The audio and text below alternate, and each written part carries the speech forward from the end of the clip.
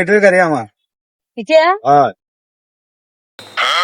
এটা তোমার গাড়ি? হয় দেখো তোমার গাড়ি নি না বানানছো?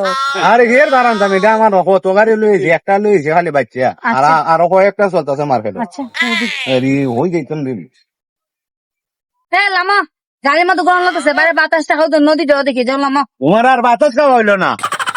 বাতাসে তো খাইতাম চাইছি, কি তা করে করে? ওই দেখো ওই জন্য নদীটা কত সুন্দর না। ও সুন্দর তো, সুন্দর আনতে আসলাম না, শুধু কি সুন্দর বাতাস ঠান্ডা লাগতেছে। এই তুই এখানে কি করছ রে?